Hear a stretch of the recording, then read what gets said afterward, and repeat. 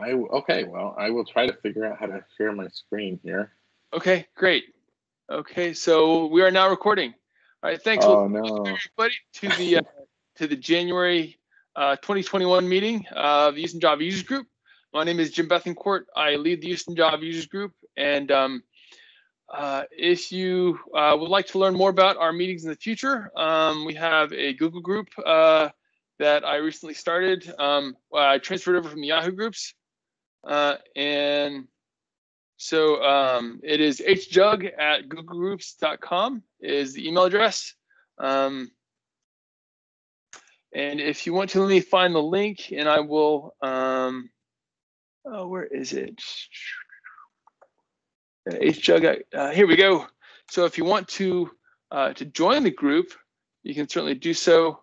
That URL is here, and then also this meeting, the team's hosting is sponsored by Improving. I work for Improving.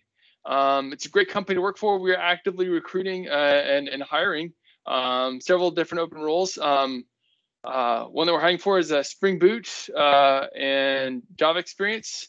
And goodness, what else? Spring Boot with Java and Angular. .NET developers with React.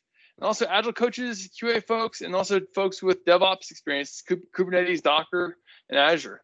And we have multiple roles open for Java and .NET here in Houston. We also have Dallas's in Austin, Houston. Sorry, not Houston, Austin, Dallas, Omaha, and Minneapolis, and what else? College Station, Atlanta. And any other places that I missed, Neil, you can think of? You said Minneapolis and Omaha. That's where I do my work, right. So I'm good. Awesome, great. But yeah, it's a great place to work. It's been consistently voted #1 best place to work here in Houston for small businesses. Something I'm really proud to be a part of. We're also a conscious capitalism company where we take a stakeholder model, not just a shareholder model.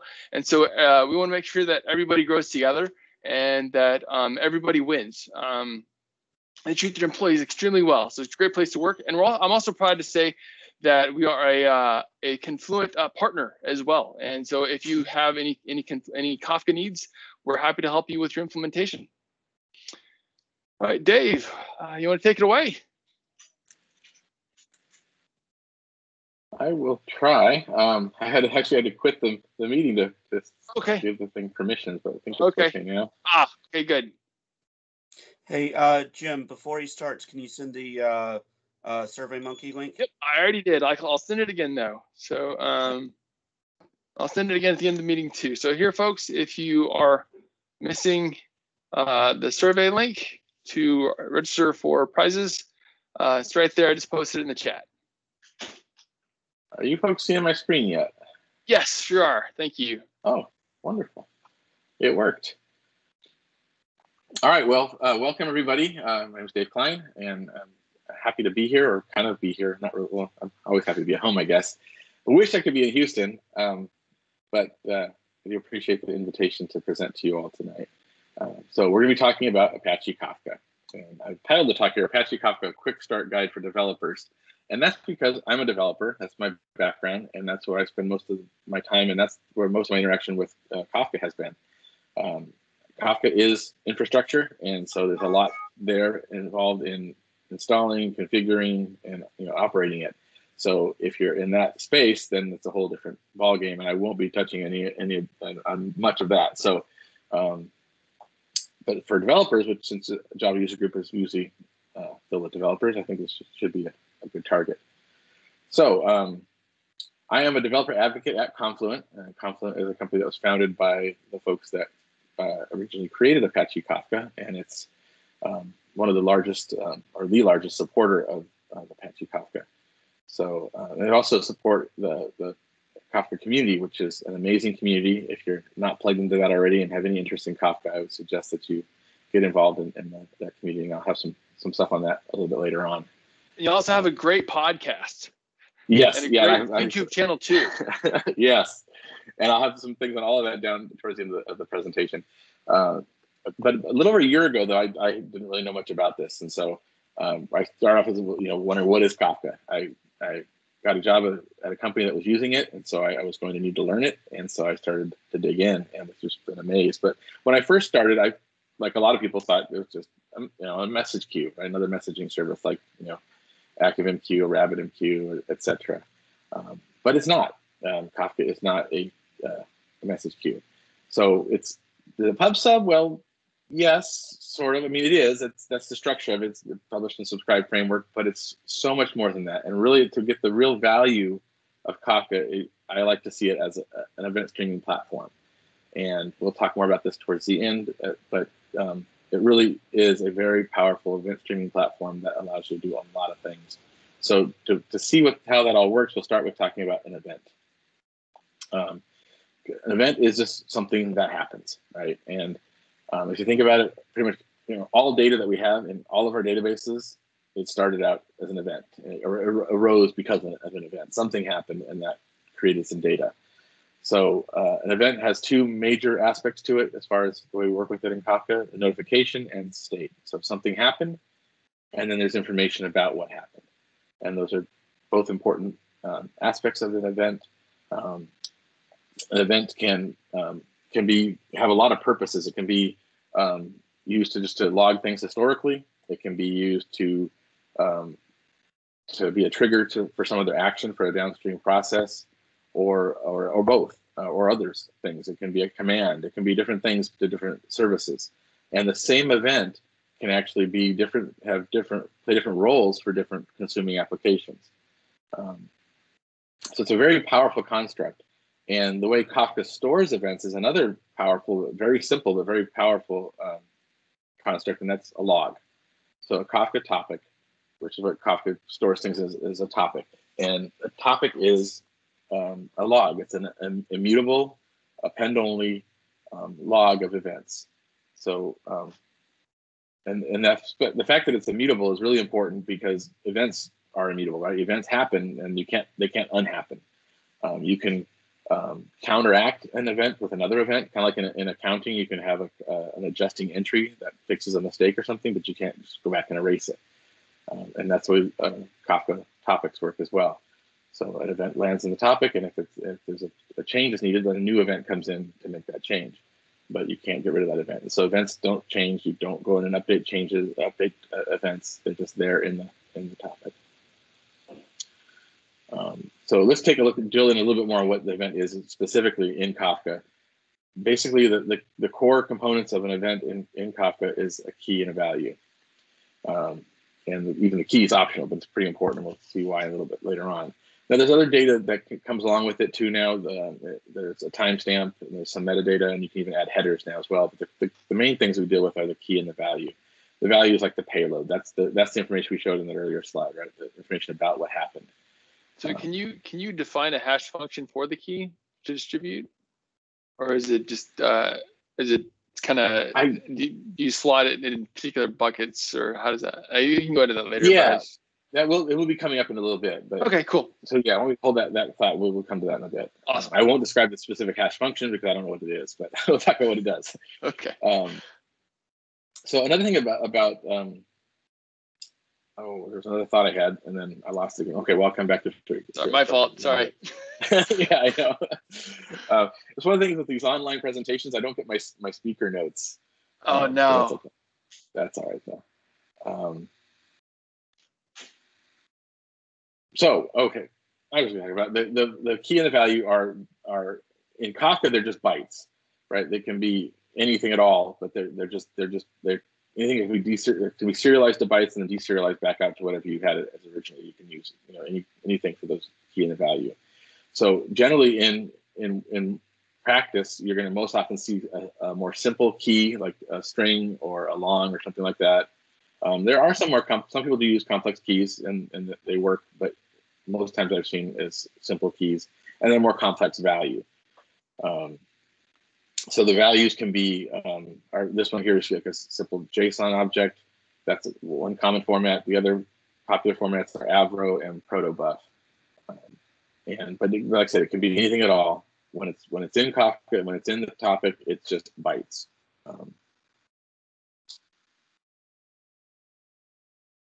Okay, now the topic we mentioned earlier is just a log, but it's actually usually more than one log, and that each it's broken into partitions, and each partition is its own immutable append-only log. And that was where the key and the hash comes in, like Jim asked about earlier. So if you have a key on your event, then Kafka will use that key. It will take a hash of the key and then mod it with the number of partitions in your topic, and then the result of that will be the topic that any event with that key gets written to. So just a little bit of animation here for fun. So we have this key. The first one comes in. It's got an A1 as the key, so it's going to, the hash tells it to go to that topic.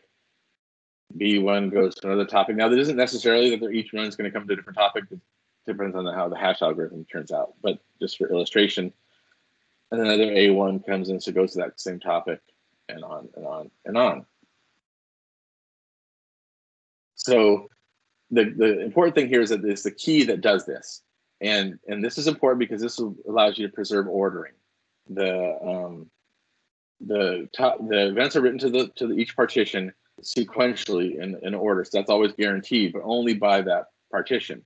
So by using a key, you guarantee that all like events end up in the exact same partition, and then that guarantees your ordering. So for example, your customer information, anything having to do with a certain customer will end up in the same topic, so you'll know the order of things that happen with that customer.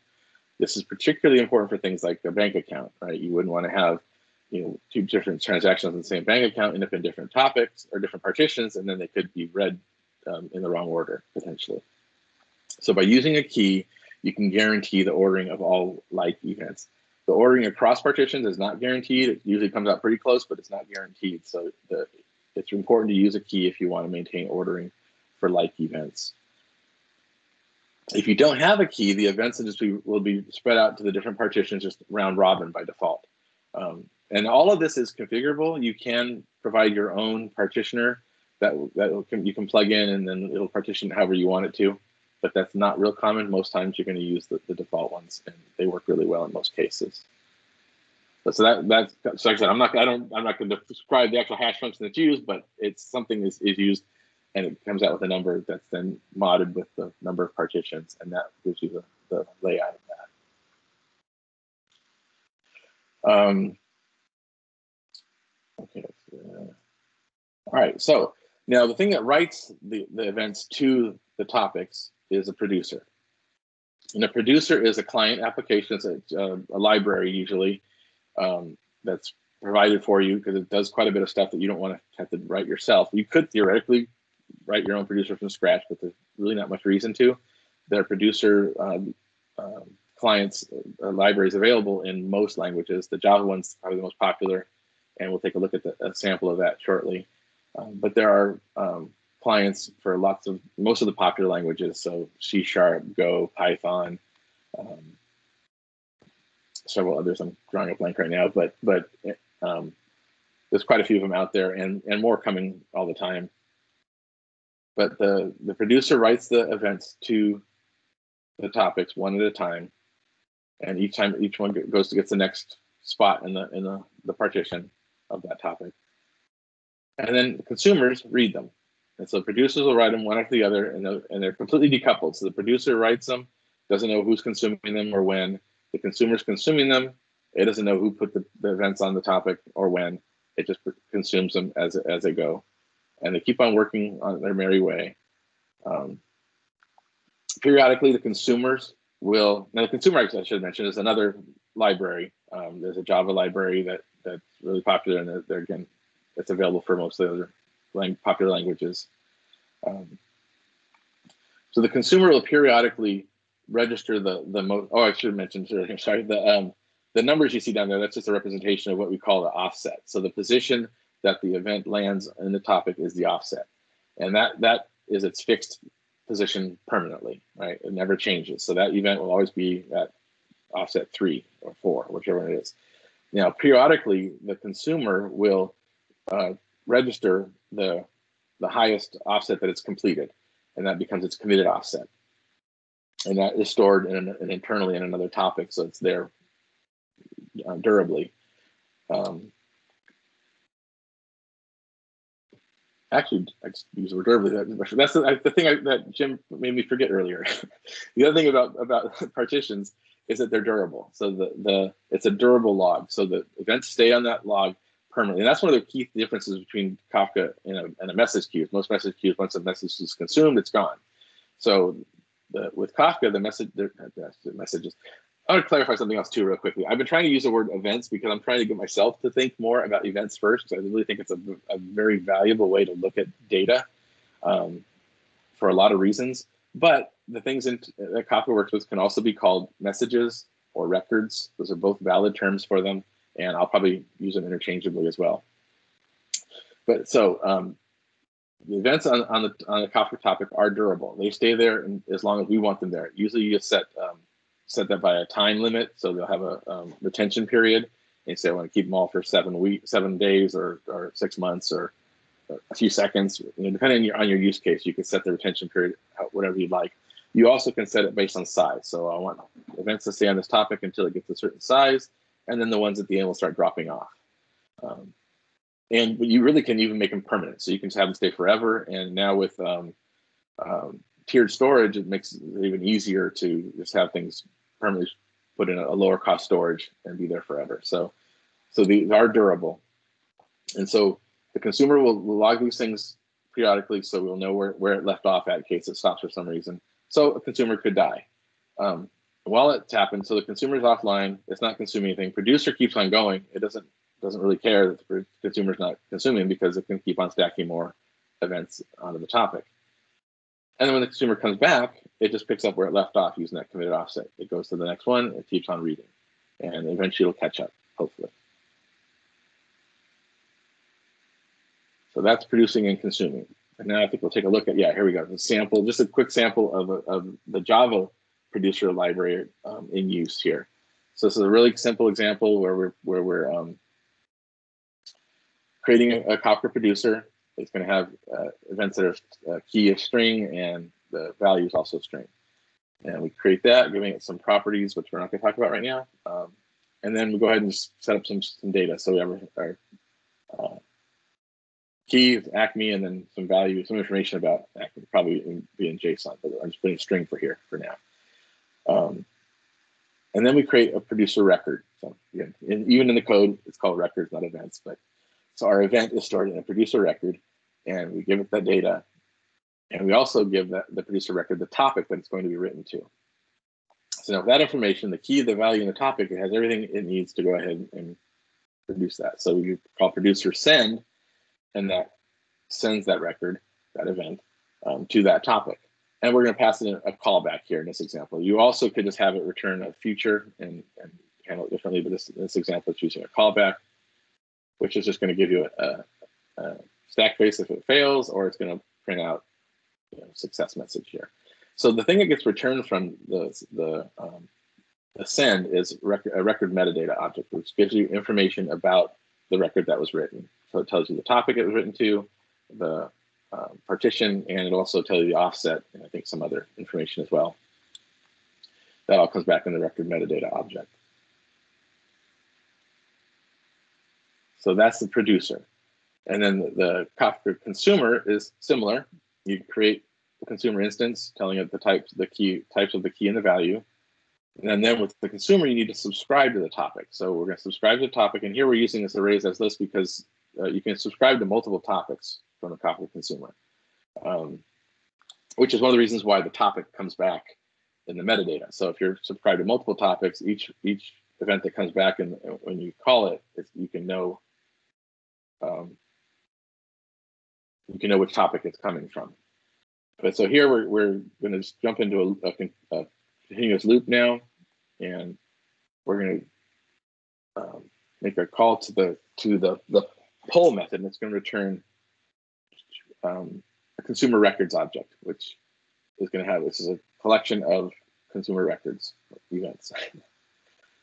And then we just loop through those and print something out from them. So we grab the key and the value and we can print those out. So, but you also could get the metadata and things like that from it. So you can do quite a bit with it. This is a really simple example just to show you how those work. And then in the end, we'll close it. So like I said, this is a very trivial example, but just wanted to show a bit of the Java code that's in the consumer and producer libraries. And hopefully we'll have a little bit of a tutorial we'll do and at the end here, and we'll see more of that, more code. But before then, I want to go and talk about a few other things, a few other components in the Kafka ecosystem. So we talked about how the producer and consumer are decoupled completely. They don't know anything about each other. And that's a good thing for a lot of reasons. But they do need to know about the events that they're producing or consuming. And they need to be able to reason about those. They need to be able to serialize and deserialize them, right? So because in Kafka, remember, they're just bytes. So when the consumer consumes those bytes, it needs to know, well, what are these bytes supposed to be? You know, is it a JSON object? Is it an arrow? Is it a cat picture? It needs to know what it is. So we can handle that with schemas. A schema can be used to tell the producer how to turn the data into bytes and the consumer how to turn it back to whatever it's supposed to be. And if they're using the same schema, then everything works great. So there's different ways you can do that. You can hard code the schemas in your producers and consumers, which isn't very practical. You could pass the schema along with each event and read it back again each time, but that's also not very practical. So there's the Schema Registry. And the Schema Registry, sorry, question there? Okay. Schema Registry is actually something put out by Confluent, and but it's community licensed, so it's free to use unless you're Amazon.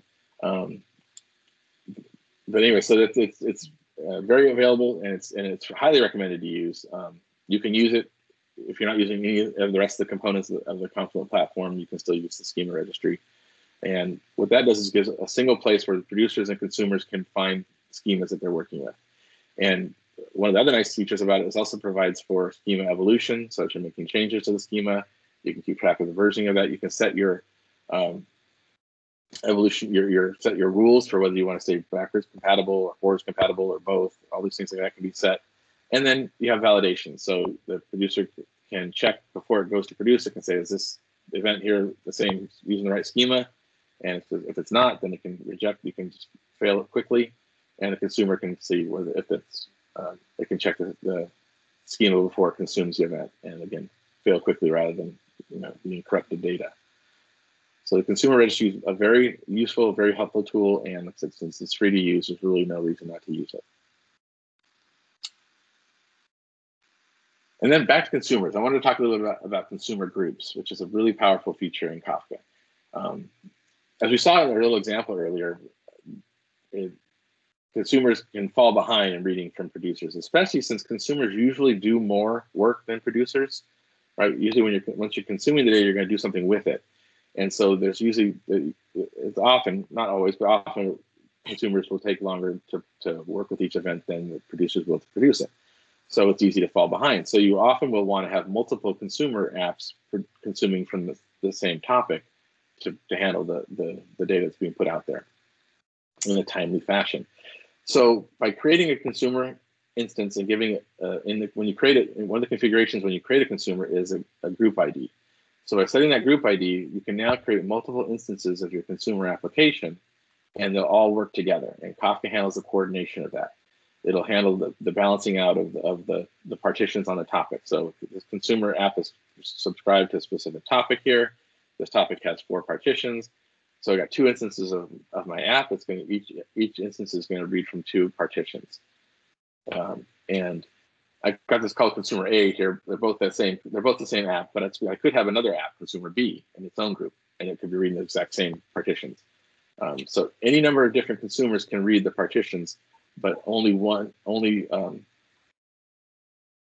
consumer app of a given app can read from a given partition. It can't be shared across apps. So I can't have multiple apps in here reading one partition, but I can have multiple apps. So basically, it makes sense. You can have as many app instances of your application as you have partitions.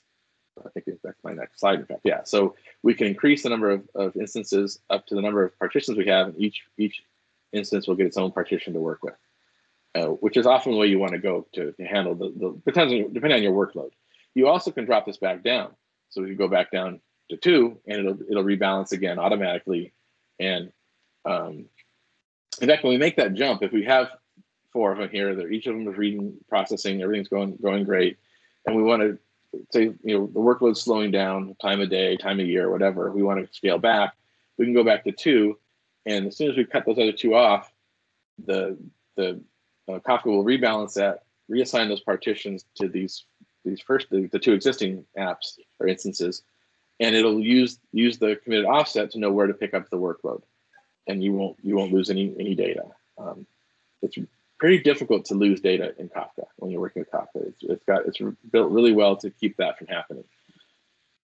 So there's a question in the chat. So besides Avro, which types of schemas does the Schema Registry support? Protobuf, or are there others as well? So currently it supports JSON schema, Avro, and Protobuf.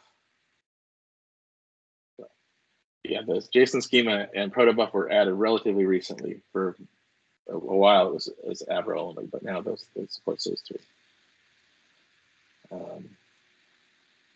And thanks for telling me the question, because I'm blocking the chat. Hey, that's okay. That's what I'm here for. That's what I'm here for. Right.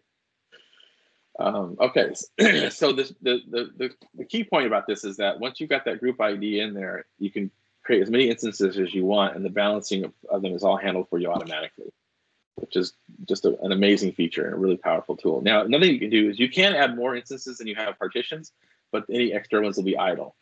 But you could say, for example, have an extra idle one there just in case something dies, then the idle one will automatically get stuff added to it then.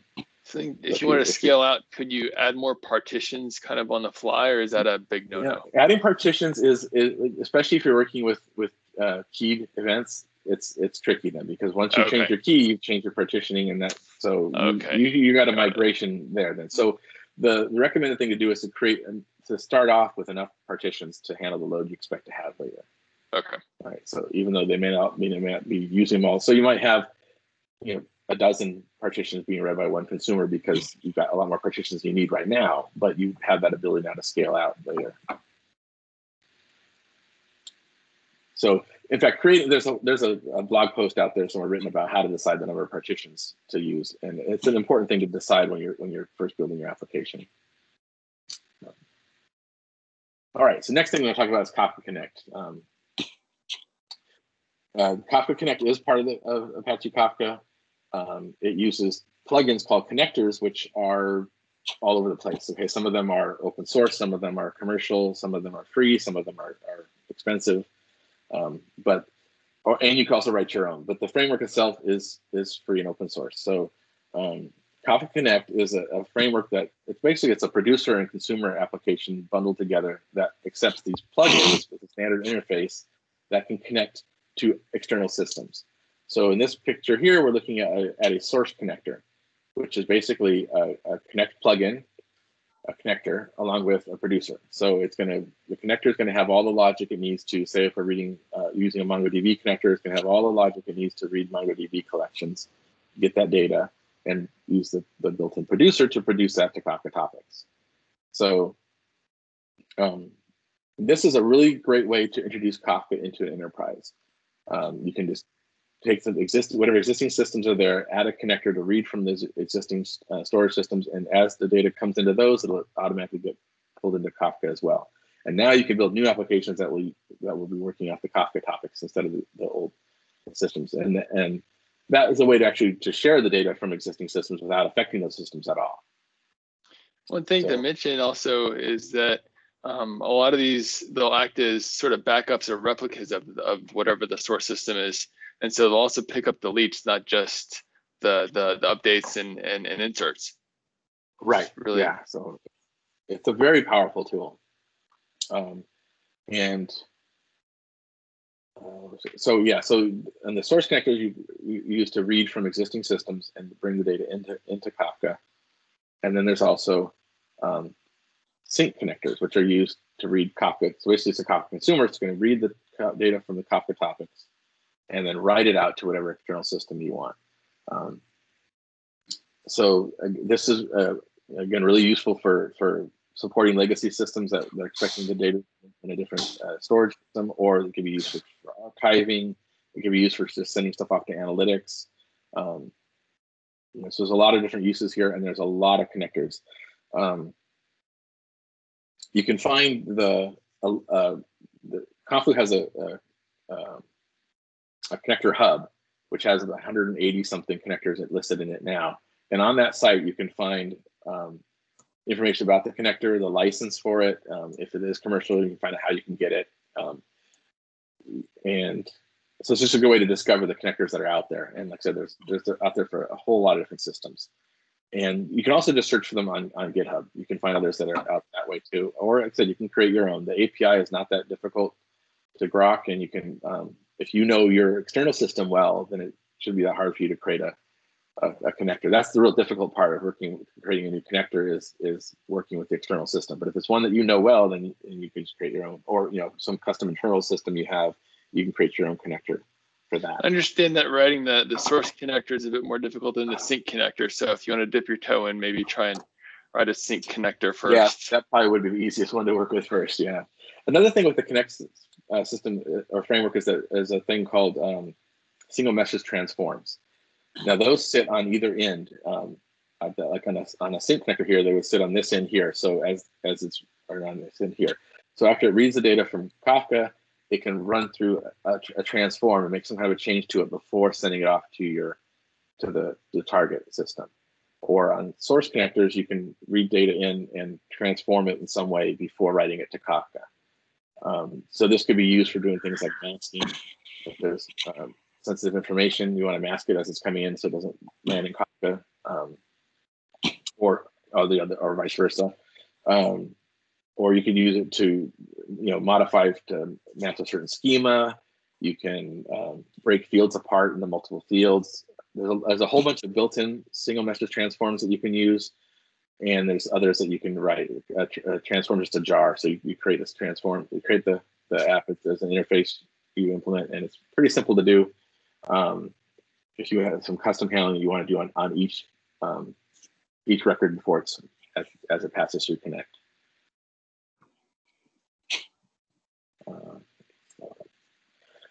Then there's Kafka Streams. Kafka Streams, again, is part of Apache Kafka. It's an Apache license. It's a library. It's a Java library, Java only. This is a Java user group. That should be good news to everybody here. I keep hearing people asking from other language communities if there's something similar for it. And I guess they are working on some. Somebody's got one in the works for Python, and somebody else has got one for C#. Now, the interesting thing is that, like with this new Gradle VM, it's a polyglot VM, and so you could conceivably, leverage the Kafka Streams library on the Gradle VM from your language of choice. So, if you want to get creative. Well, but the actual writing of the Kafka Streams app stuff would be Java, right? Because that's still. You can. You could use the APIs and program against the APIs in your language of choice. Because through the Truffle API, I think, is what they call it. Oh, I see. Okay. Yeah, okay, I see. So I see what you're saying. We'll make it available in other languages. I think. That's something to explore. I'm not entirely positive, but I think that's how it works, and so it's pretty impressive. Okay, I'm gonna look into that some more. I might hit you up for some more details later on. Okay, sure. So Kafka Streams, again, it's like a consumer producer. In fact, everything that you can do with Kafka Streams, you could do with just using the consumer API, but it would be a lot of extra work. So Kafka Streams gives you a lot of stuff built in to handle consuming off of an input topic. It basically streams all the data from the input topic as data lands in that topic. It automatically gets pulled into your application, and then you can do different processes on different transformations. And then you can write it back out to output topics. So this is a great thing to include in microservices, so that they can just be as events are happening, they can be being consumed by your service. They can be doing whatever processing you need to do using the built-in tools here. Kafka Streams comes with a high-level API, which I'm showing some of the calls in that right now, but it also has a lower-level API that you can do almost anything with. So you do your processing, whatever you need to do, filtering, grouping things, aggregates, counting things, summing them up, whatever you need to do, and then write that out to another topic that can then be consumed by another service. And it's just a great way to connect services with, without having all the HTTP chatter, and also be able to do your processing in a real smooth fashion. And there's a great book out, Kafka Streams in Action. There's second editions in the works, but that might be a little while. But the original one's still pretty accurate, and it's a really well written book by Bill Bajek. I highly recommend that book if you're interested in Kafka Streams. Speaking of which, Confluent makes a lot of books available for free. Yeah, that isn't one of them, sadly. Okay. We will talk about that later. The Kafka in Action is one of the ones you can get for free, which is a really good book. Another, it's also got a second edition in the works that's actually nearing. I think it's getting closer to being done. But yeah, I'll have the info on how to get some free books at the end. Cool. All right, so that's Kafka Streams. Now, Kafka Streams uses uses streams and tables, and there's this thing you'll hear people talk about, the stream table duality. It's basically saying that streams and tables are just two different ways of looking at the same data. Left my old animation and copy this from another slide and left the animation. Okay, ignore that. Sorry. So if you look at this picture here, so you got the stream of events here, and they're keyed, and you have all of them there in the stream, and you can process them as they're going through one by one, like in Kafka Streams. That's what you would do. But sometimes you'll want to use a set of data coming in these events. You want to use it as more of like a lookup table, and so a table, a K table, basically will just hold the snapshot or the current state of those keys. So the current value of A1 is 103, and it's up here, right? So whatever it is, and so as another A1 comes in, this will get updated. So it's just the different ways of looking at the same data, basically. And both of those are used in Kafka Streams, as well as in KSQL DB, which we'll take a quick peek at next. So KSQL DB is an abstraction layer on top of Kafka Streams. So, but it's largely is helpful for non-Java shops. So if you're more used to SQL or data engineers, folks like that, they can do a lot, can build some pretty powerful streaming applications, all with SQL or SQL-like syntax. So just look at this example here real quickly that we've got. We're going to create a stream from called books, and we're set up some of the fields are in it, and we're using the Kafka topic book list, and we're using Avro for these. So this will be the events will all come in the stream. They'll all be in the Avro format. And then now once we have that stream, we can select from that stream. So we do a select star from books, and then we can filter it, do things like that. And then we add this here, submit changes. This is something that isn't standard ANSI SQL, but this tells it to keep on producing that data. So as more events come into the topic that's underlying this, so the book list topic, this select will keep on producing results for us. So here we just show this current results, but this would keep on scrolling up with new results if you were running this in interactively. So pretty much most anything you can do with Kafka Streams, you could do with KSQL DB as well. And it's the feature set in KSQL DB is growing rapidly. Confluent's putting a lot of work into it. And again, it is available in the Confluent Community license as well.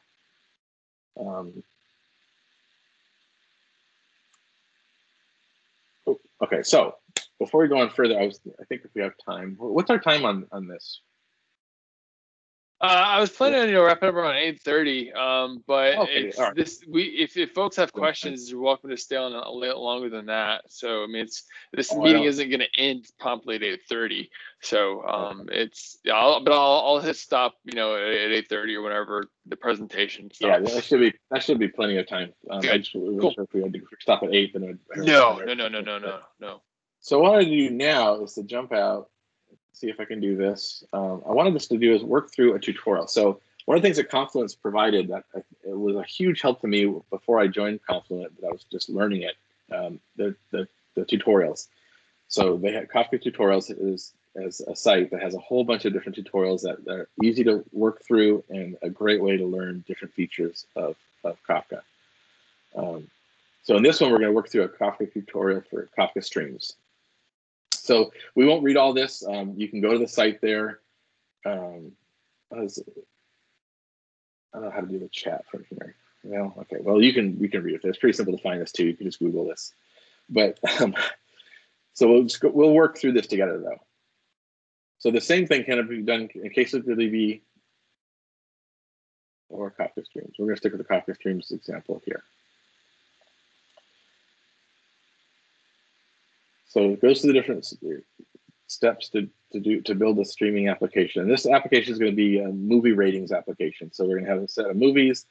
People are going to post ratings, and we're going to join those together to come up with the ratings for each movie. So first initialize it, which I've already done just to save one bit of the step. And then we're going to create a Docker Compose file.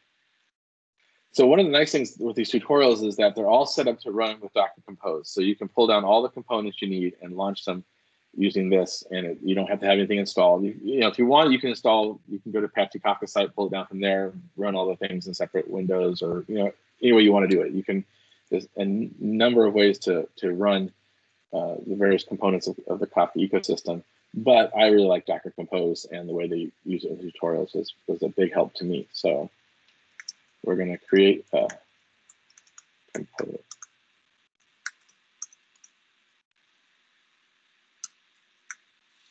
And we can just copy. Well, I'll walk through this real quick first before I copy it. So it's just going to create 3 services for us here. It's going to create Zookeeper, which we still need for a little bit longer.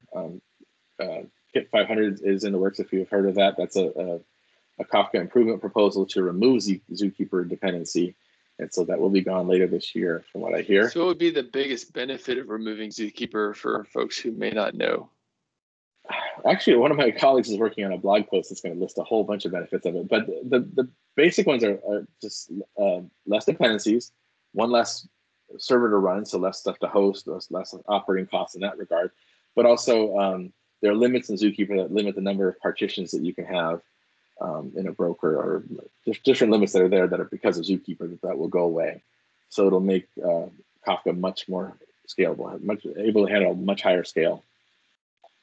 Okay,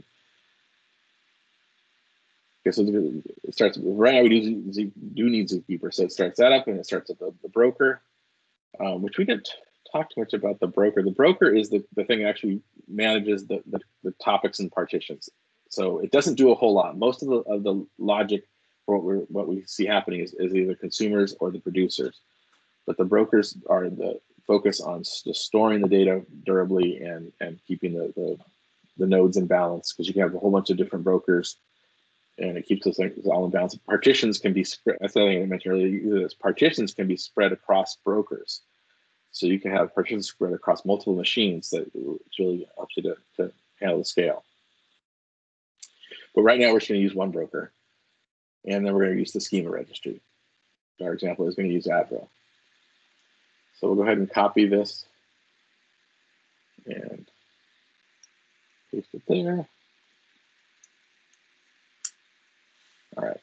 And the next step is to run Docker Compose up to run these things.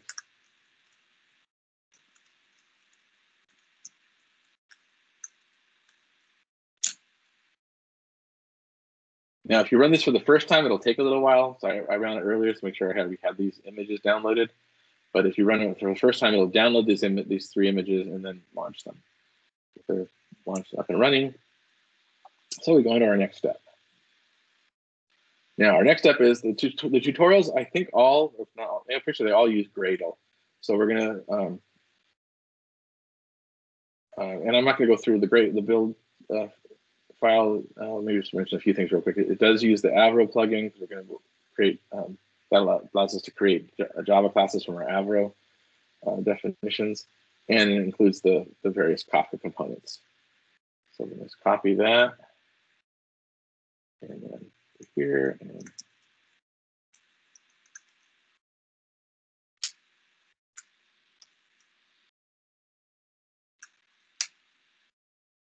all right, now we've got to build our Gradle. Now, at this point, if you're using IDEA, you could just open IDEA with that build file and you'll have your project ready to go. But we'll just stick with terminal for now. Okay, and then tell us to run Gradle wrapper, which we'll use in the later commands. All right, so that's our wrap, and then next, if we're going to make a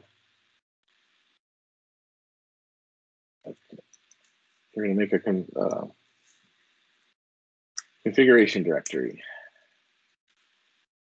And then we're going to create our configuration properties file. I'll just copy that to avoid a little bit of my slow typing.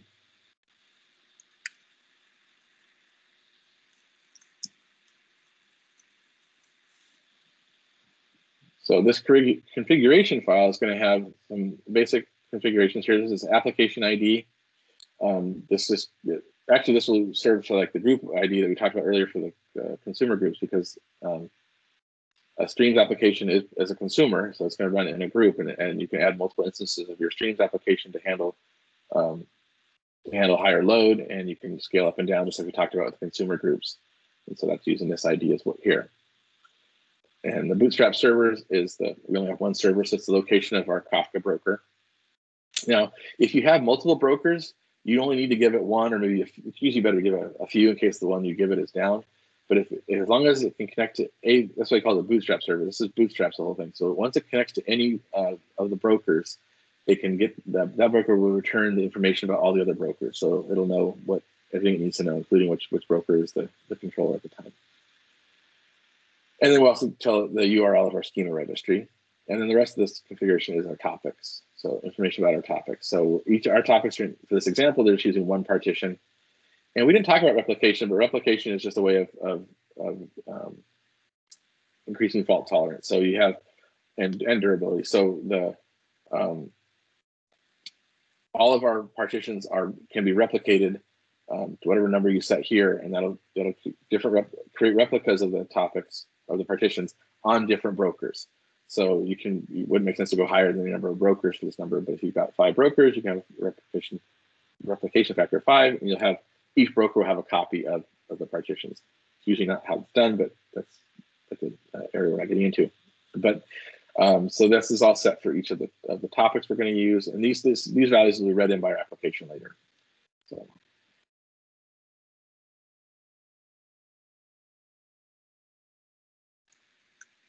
Save that.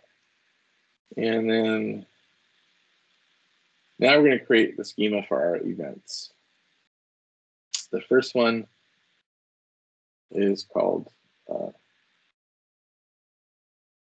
first we create a directory for our schemas. All right, and then we'll create a schema for our movies.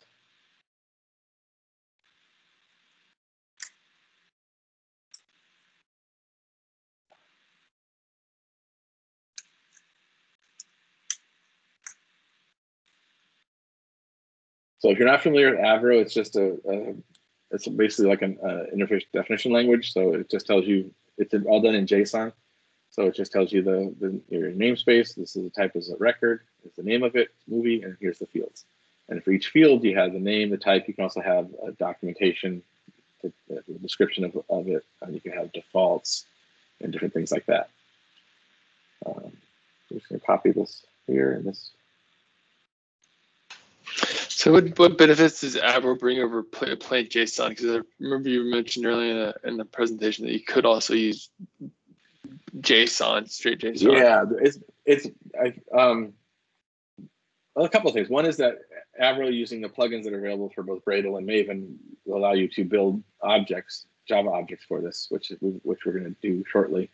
And that's really helpful in your application, so you can work with these object instances, and instead of working with JSON objects or just the strings in your application. So that's one advantage. The other is size. So Avro is a binary format, so it's going to be a lot smaller, take up a lot less space than JSON, which is a little bit verbose. So it saves a lot of space, which improves performance across the wires, less data being transferred, as well as storage costs. Nice. And speaking of storage costs, you also can add. Drawing a blank on the word right now. Having a senior moment. What's the word for you make things smaller? Compacted? Compression? Compression, yeah, compression. Thank you, whoever saved me there. Oh, I can't believe I forgot that word. So there's different compression algorithms that you can apply, and that's all configurable, so you can also compress the data as it's going on to the topic. Okay. So we got this here. Let's save that one. And we do the same thing here. So this is a little bit of tedium right here, but we're going to do the same thing for our ratings.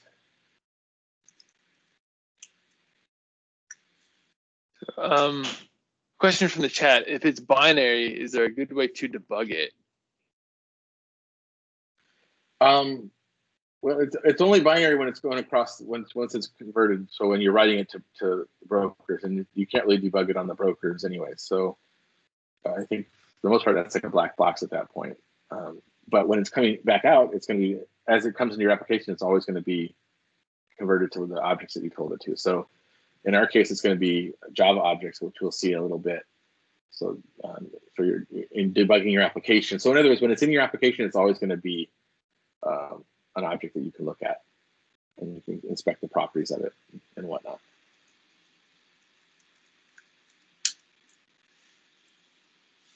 And one more down here for our rated movies, which is our end result.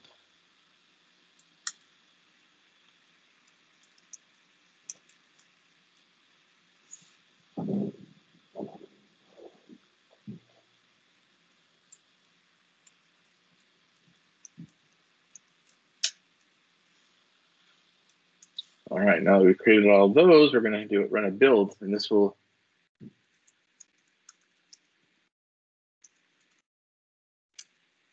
if I've done anything right, this will build some Java classes for us.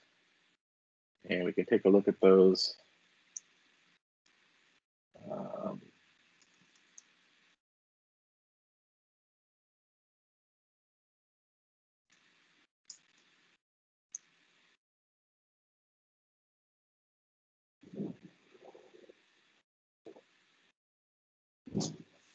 So this is created movie.java, ratedmovie.java, and rating.java. So these are just POJOs that you can work with in your application. And this is what you use for debugging if you need to. Which we don't do bugs, right? So we don't need that. All right, so okay, so those are built, and now we can start building our application. So we're going to make a directory for our source files. And then we're going to create our first one. And we'll take a look at some of the code from this. We're going to copy and paste most of it, but we will walk through a bit of it, right, the main guts of it.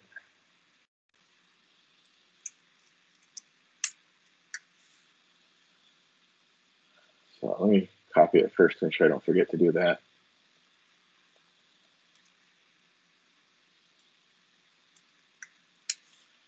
And then let's take a look at it. So as it recommends in the tutorial to focus in on the build topology method. So we'll take a look at that now.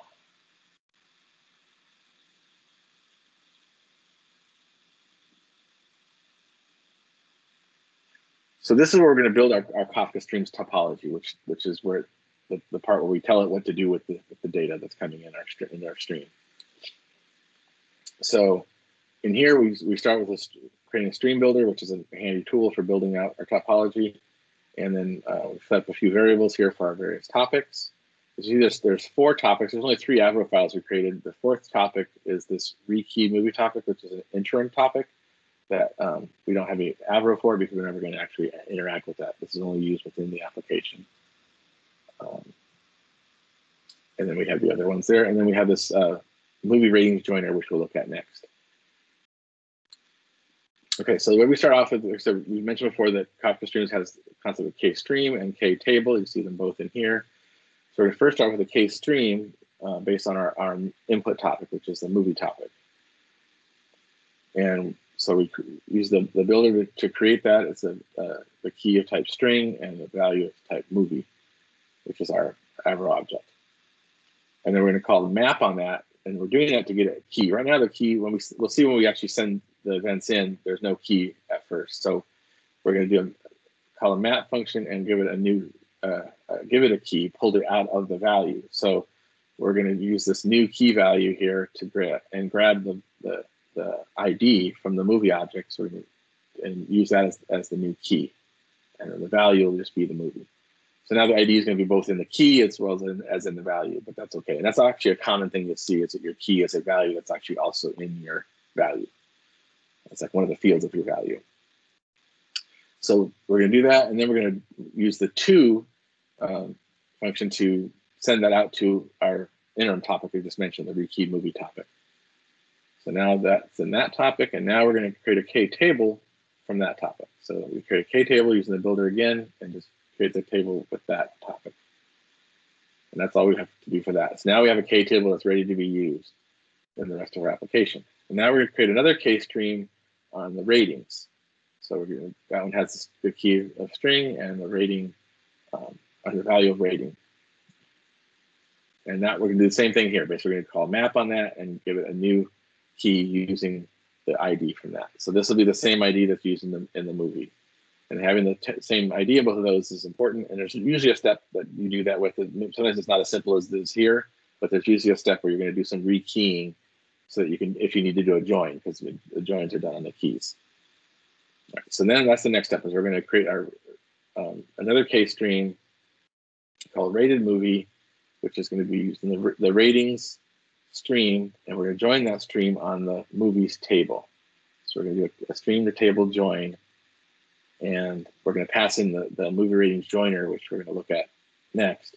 And passing those things in there, it'll do the join, and then we're going to right away write that out to the rated movie topic. So pretty simple process in here. We could do a lot more with it if we wanted to do some aggregates on or pick the top 5 movies or things like that. You can do lots of things with it. But this is just a simple tutorial here. But it is showing the function, or showing how to do a stream and table join, which is something you can see would happen a lot of times when you want to enrich a stream of, say, anything, say orders coming in or something, and you want to enrich that with information about the customer. You know, if the customer is a certain loyalty level, you might give them a discount or something, right? So, or just keep track of their purchases, and so you enrich them with the customer data, so you know how to keep track of their purchases and whatnot. So, joining a stream to a lookup table is a common thing to do. It's also a common use case for Connect. You often will have your lookup type data, like say there's movies, for example. These often wouldn't be coming in necessarily on a stream; they might be in a database. So we have a database of all our movies, and those we just use Connect to pull us into a topic, and then create the K table off of that topic. So then the join's done, and the next thing we're going to look at, I mentioned, was where is it at?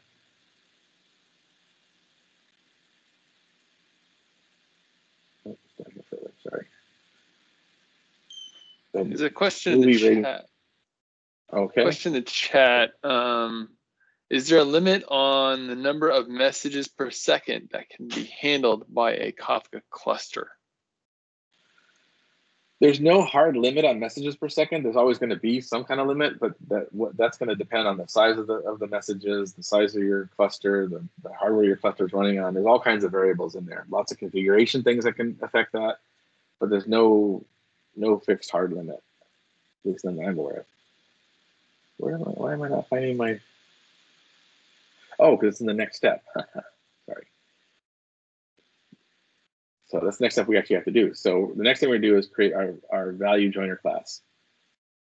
We'll come back and look how it's used again after we create it.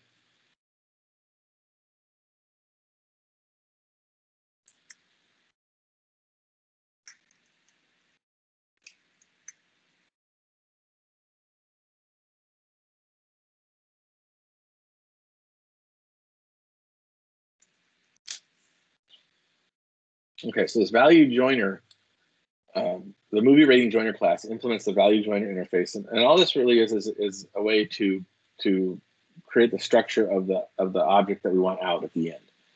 So it takes the three parameters. It's got the rating, the movie, and then so those are the 2 things it's going to take in this apply method, and then the return value, which is a rated movie. So this is our add-row object that's going to be on our final output topic. And so the apply method that we have to override here is just it takes the rating, the movie, and then it grabs fields from those 2 objects and builds our rated movie object. So we can see we're getting the ID, title, and release year from the movie, but we're getting the rating from the rating object. And then we put all this together into the rated movie object that gets returned. And we can see back up here where that was used at in our join. When we're doing the join here, joining the rating stream to the movies table, we're passing in that value joiner. And that just tells us how to build the output object there that goes into this topic. So there's that. We're getting close here, I think. The next step, yeah, we're just gonna build that.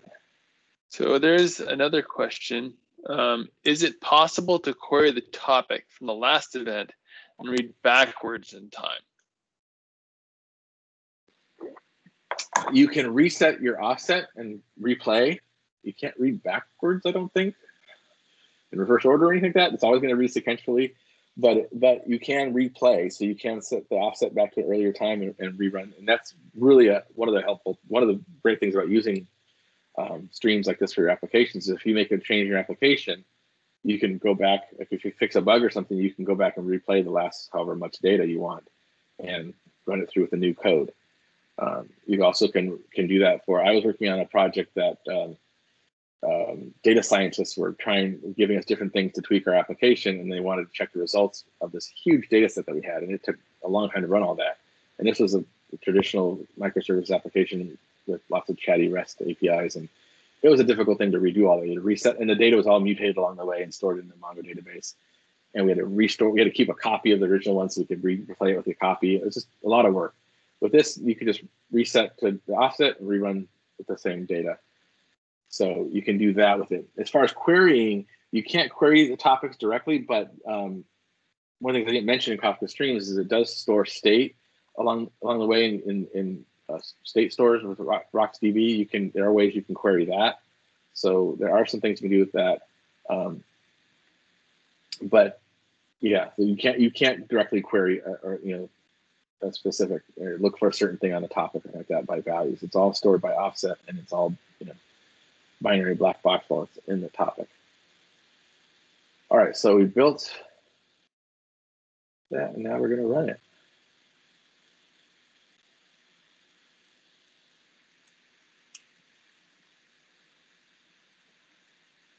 I keep waiting for it to break, so even if this is a tutorial. One of the nice things with these tutorials is these are all built by a CI server that runs a bunch of tests on them. So as things change in Kafka, the tutorials are updated in the repo. Wow. And automatically build out the website.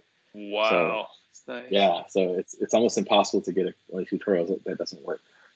So the next question, actually, another question. Is it stretching the Kafka concept to try to use it as a database? It can be. There is actually this guy Martin Kleppmann, who's a real genius in the distributed systems space, has a conference talk called "Is Kafka a Database?" It's kind of controversial, but really an excellent presentation if you get a chance to Google that one and find it. But he basically shows how Kafka does meet the ACID requirements to some extent. It is a stretch. It depends on your definitions, and I don't recommend using Kafka to replace traditional databases completely, although they can replace some of the things that we're doing. I think that the main thing you see Kafka coming in is as we re-architect our systems to work with data in motion rather than data at rest, which is what we've always done in the past, right? We get the data, we store it, and then we do something with it.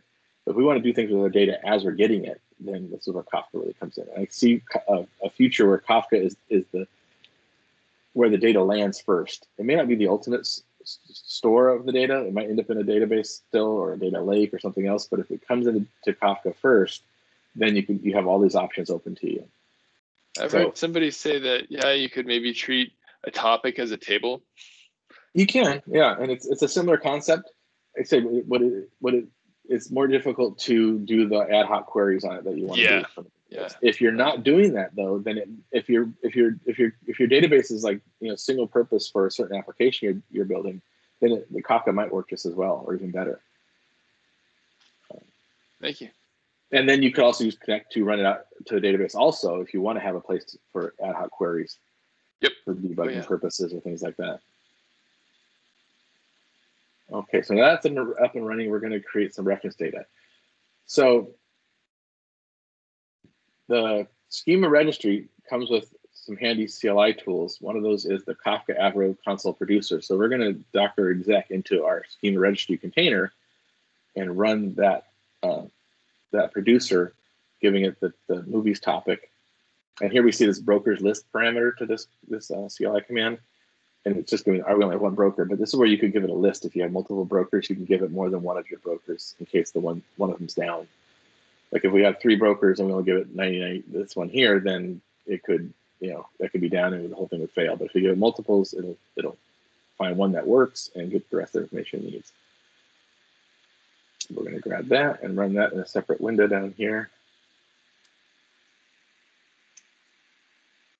And that just sits there waiting for us. Now we're going to take some data. Now here's our movies. I think my boss, Tim Bergman, picked all these movies. These are some of his favorites. So paste those in here. And now that doesn't really do anything yet, but they're there. Trust me, they're in the topic.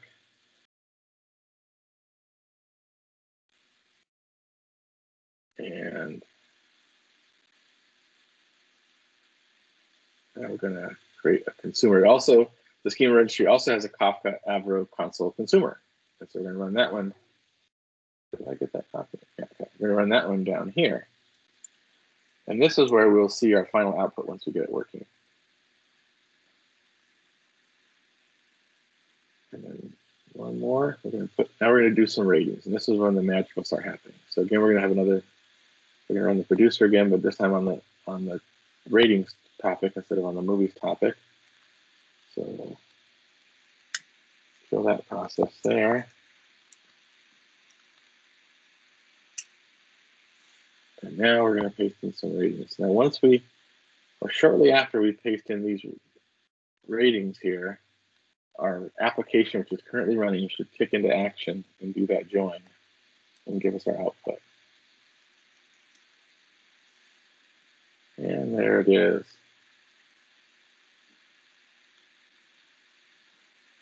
Ta-da! Round of applause now. Okay. So that's our application in action. And like I said, I wanted to show it this way. I want to show Kafka Streams off because it's a really cool tool. But also I want to show it in this particular way because these tutorials are just so helpful. You can see how everything's well laid out. Like I said, they're managed by a really good team of integration architects at Confluent that have a build system that checks all these before they're published to the website. So they're kept up to date as there are changes in Kafka. And we've said really good links to other resources and things like that. Question? One helpful comment in the chat was make sure you configure Docker to use 8 GB of memory when you run the tutorials. Oh, yes. Thank you. That was Robert. Yeah, that is important. Yes, thank you, Robert. Yeah, figure 8 gigs of memory for your Docker. Also, I think you might have to have Gradle installed already. You said at one point we did the Gradle wrapper back up here somewhere early on. I think so. Yeah, I think the Gradle wrapper might kind of download Gradle for you, if I remember right. So it's kind of a self-installing little tool. Really? Okay. I think well, so. I know it does yeah. what you have it. If you have it built into the application, it will do that. Like if you pull down an application that has Gradle wrapper built into it, it'll do that. But I don't. Because like the first thing we do up here is we run. What are the first things? Whoa. Yeah, here we should run the Gradle command itself. Oh, okay, got it. So sometimes, like if you have a Gradle, I don't know for sure because I already had it. Yeah, well, that's what we ran after. Once we ran this, we were able to do Gradle W to do everything else. Yeah. I don't know. Experiment. Gradle's a great tool. I recommend it anyway. So, and you can really get it quickly and easily with SDKnet. So that was my demo. We'll go back to the slides real quick if I can find them again. Okay. Oh yeah. So coming back to this, so like I said, we can have a service. You already have an application. You got your service. It's hitting this database, and you don't want to mess with that because it's running. And you don't want to if it works. Don't or if it's not broke, don't fix it, right? But you want to introduce Kafka into the ecosystem for new things, into your environment. So use Kafka Connect. You pull data in from your database, add it to Kafka. Now you can start building Streams applications on it and do all kinds of clever stuff with that data. And then you might add a new service that doesn't have its own database and just works with using Kafka as its database because it doesn't need ad hoc queries or things like that. You might even add KSQL DB into that one because maybe the team that's working on this service doesn't know Java, so they can use KSQL DB to build the same kinds of stream processing applications that we did over here in our Streams app.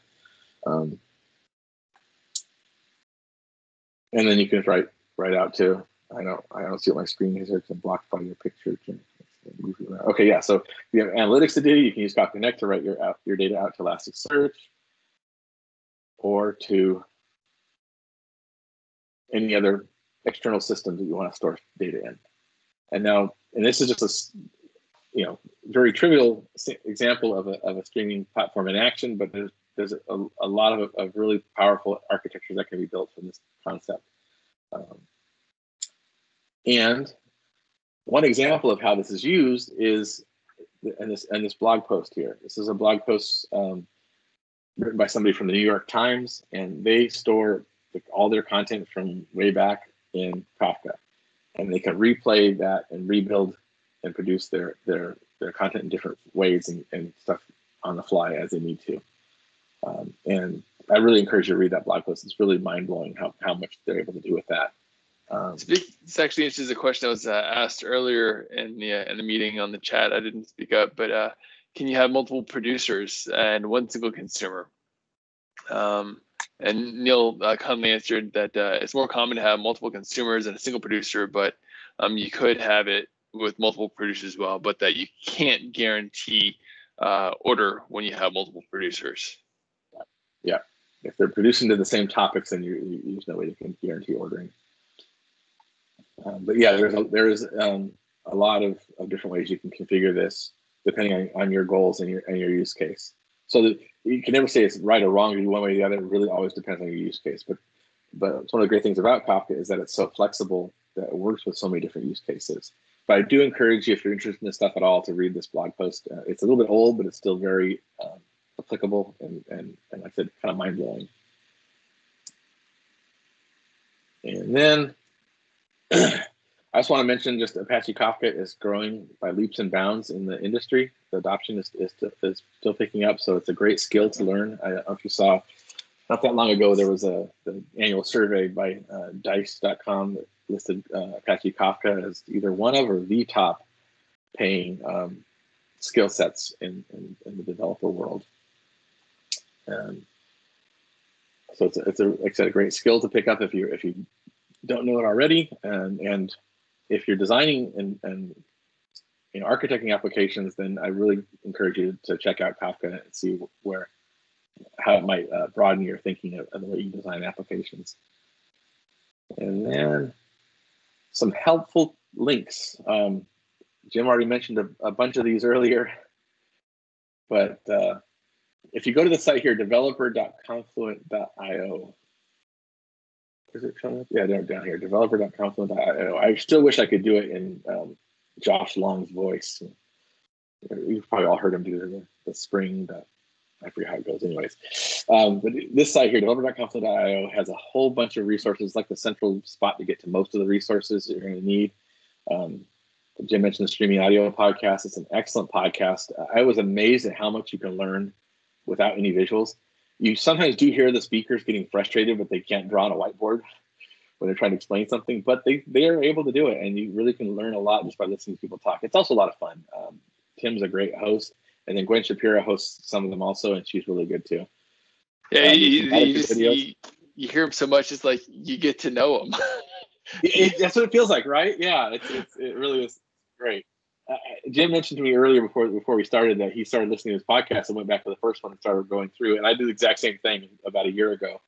And I'm all caught up now, but it was a great ride. They were just so informative. That's back when I had a commute. Without a commute, it's a little bit harder to listen to podcasts. I'll listen when I'm doing the lawn or chores around the house or something like that. Usually, right, now that you don't have a commute. The blog has a lot of good stuff on it. It even included a blog post that I wrote recently. And then the videos. There's a lot of great videos. My coworker, Victor Gamoff, has some live streams he does. He's a much braver man than I am, but he's pretty good at it too. Usually on Tuesdays in the mornings, if I remember right. He has actually 2 of them a week. One that he does on his own, or sometimes partner up with another guy, and then one that's done officially through Confluent. Yeah. Okay, got it. The Confluent one is he's a little stricter on what he does, things like that. It's branded and whatnot, but he does. I think he does 2 of them. Wow. One is on one basically one shows up on the Confluent YouTube channel, and one shows up on Vic's own YouTube channel. Okay. So very good. And then Jim mentioned the books. So there's these 4 right now. They might be adding more later, but these 4 books that you can get that are free, and they're really good books. These 2 in the middle here are smaller ones, but they're still really great information on them. The whole idea of logs is covered in this iHeartLogs book, and it's a great explanation of how powerful the simple structure of a log is, and the part that it plays in Kafka and in applications in general. The Kafka, the definitive guide is the definitive guide. It's a great book. This is where you want to go, especially if you want to learn more about the operations side of Kafka. You'll get a lot of details there on that. This Designing Event-Driven Systems is one of my favorite books of all time. It's pretty packed. It's small, but it's thin paper and fine. Well, it's an ebook here, but I got the paper one at a conference. But it's Ben Stofford is just really sharp guy and understands this stuff really well and explains it really well. So it's very well written, easy to read, and it gives you a good idea of some of the things that you can do with event-driven systems and how it can change the way we build applications. These are all free. Just go to that link there. It'll cost you an email address, but that's it. And like I said, they're really good books. And then here's the Meetup Hub. We mentioned I think I also mentioned during our talk earlier, we were chatting about the Kafka meetups. There are 250 something Kafka meetup groups around the world. Right now, they're all virtual. So they're more by time zone than by city.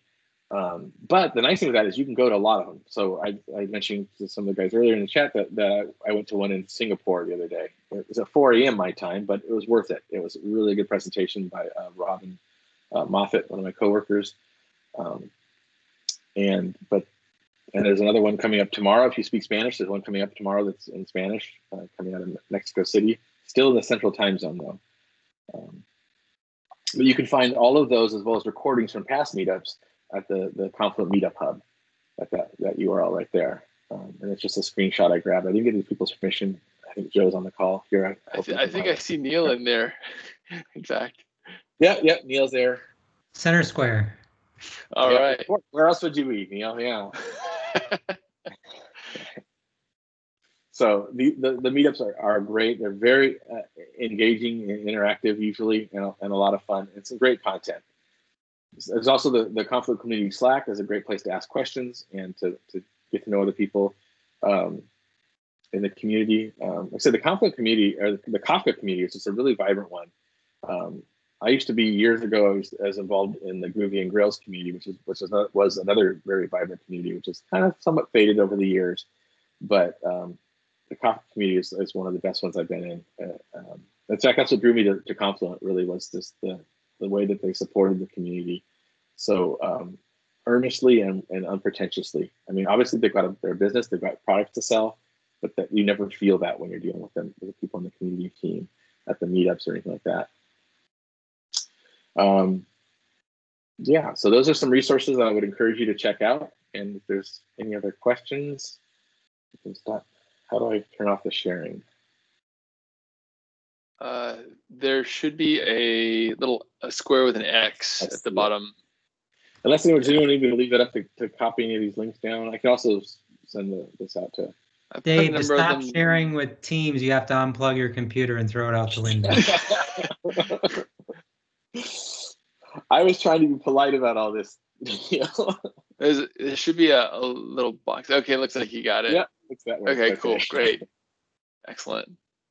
Yeah, so if there's any Kafka-related technical questions, Neil would be happy to answer those now. All right. Funny. Thank you any all. Questions? We've had a lot of great questions along the way. Anybody else have any questions while we're all still here? time to fire away. Thank you, Dave. I appreciate it. Yeah, it's been great. Thanks, Dave. It's been awesome. And Dan's our Fridays coordinator. And speaking of that, here again is the SurveyMonkey link. If you want to jump on there and fill it out and try to win one of our fun software license, you got JetBrains, IntelliJ, you got Structure 101 and Sonar Graph. Those are both really nice tools. And they both help you understand and get a lay of the land. And also we have the WebEducator training voucher that we can give away.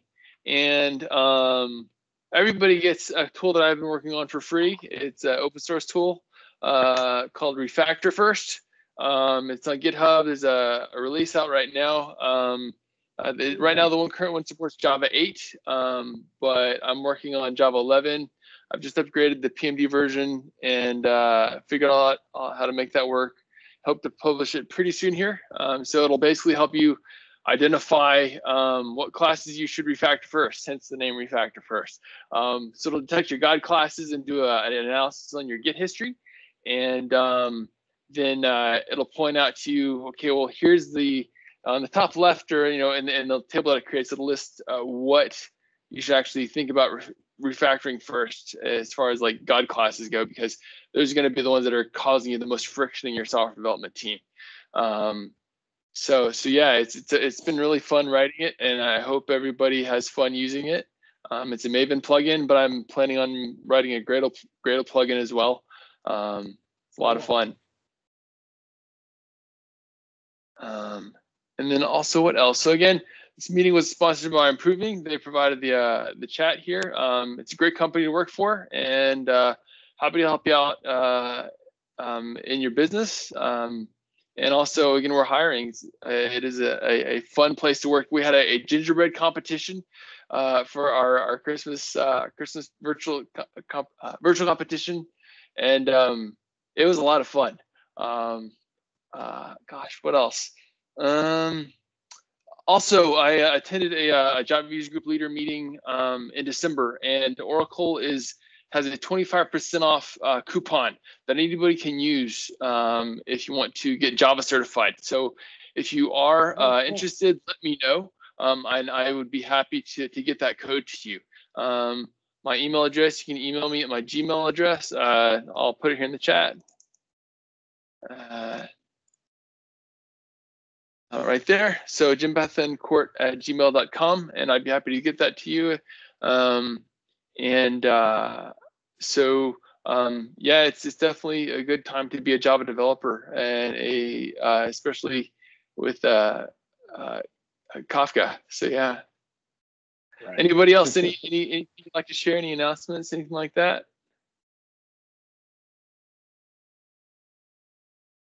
All right. Cool. We are right at time then. All right, cool. Thank you all so much. Thank you, Dave. Appreciate it. Maybe we can come back sometime when we meet in person again. Yeah, that'd be great. Absolutely. Cool. Yeah, I will take it now. I'll go ahead and stop this recording, and I'll get it to you. I'll see what I can do to get it to you, so you can post it on the Confluent meetups, Kafka meetups page, and other folks enjoy it as well. All right. Thanks a lot. Thanks so much. Talk to you later. Bye, all. Bye. Sam. Thanks, Dave.